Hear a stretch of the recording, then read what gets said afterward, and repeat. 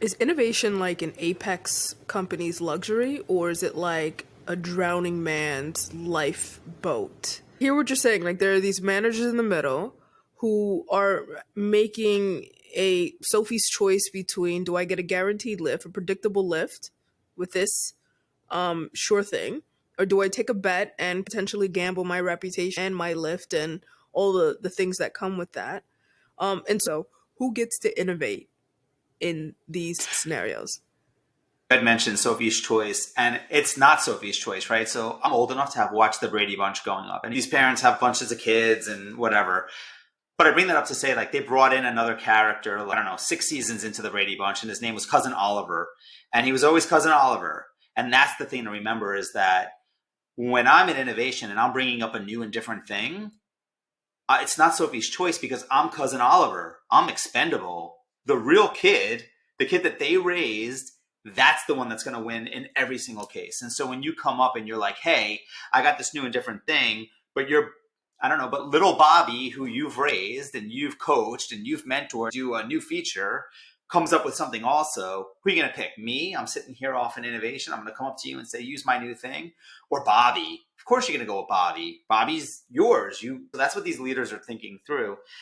As an innovation leader, the best you can ever do, and you'll never completely get over on it, right? There's no secret formula that says this is what wins, is that you need to understand the language that group is talking in. So whatever that leader is saying to Bobby in regards to how they need to strategically orient towards success, what product market fit looks like, growth indicators, all those analytics that they're going to be looking at, you need to test with those success metrics in mind. There is always a point where you can join and create partnership there and make their lives a lot easier because they want to innovate too. They don't want to just be a feature shop. They want the new and differentiated thing out there. I want to go back to your example of the Brady Bunch.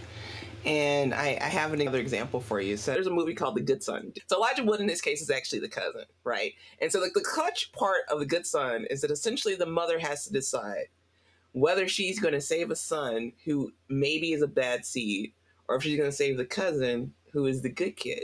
And so, Ken, you were talking about the cousin, like you always going to choose the biological kid, the kid that you've grown up with, that you raised. But sometimes that kid that you raised is a little asshole, and you need to get rid of that kid. Let him fall off the cliff. Exactly. Let him fall off the cliff. Because if you try to continue to support that kid, you're going to go broke. You know, you're gonna be old and gray in a home. Nobody gonna visit you. Nobody is gonna show up for you, and you're gonna just be like, "What did I do wrong in my life?" So I think that's something that happens in businesses. I'll just look at a business. I'm like, your business is literally not working. Like you've not achieved product market fit. Nothing has occurred for you. You really should be looking for them cousins. You should be going out saying, "I need to go find better people to take care of me when I'm old because this business is not sustaining me." And so I just wanted to point out that fact because I do think that's a significant thing here. A great example is these companies that are doing layoffs right now, almost all of them.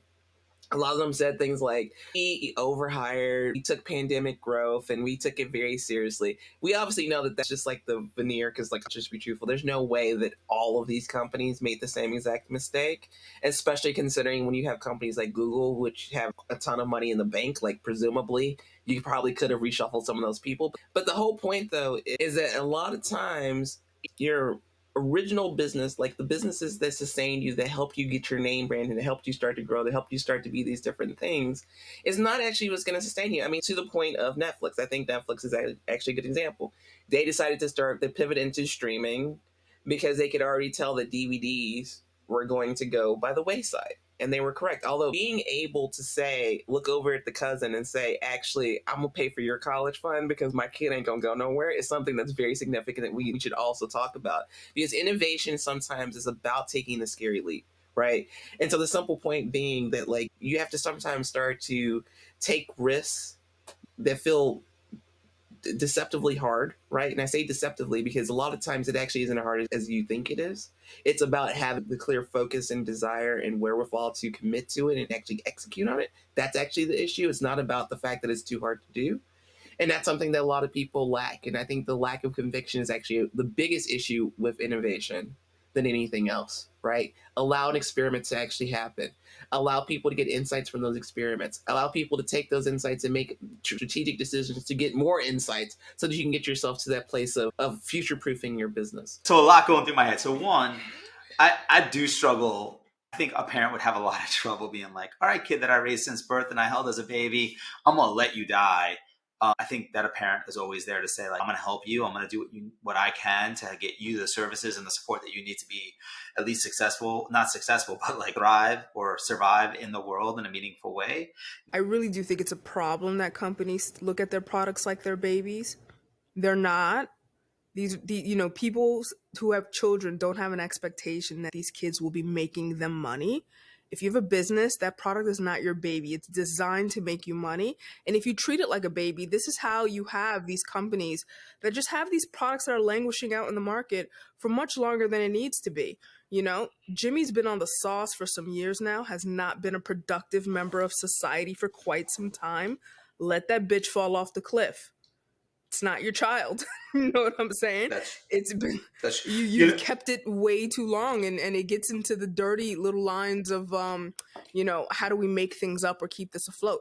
This idea that Horizon 2 opportunities, putting your opportunities or your bets in Horizon 1, 2, and 3. Horizon 2 doesn't necessarily have to be new technology. It could be a new way of doing business. It's just business model innovation. There are different ways of incorporating technology that already exists to making things unique. There are so many ways to delight customers in the Horizon 2 space. It doesn't require this kind of deep investment that companies, I think they go a little too overboard. They take off more than they can chew, and which is why they fail at it a lot.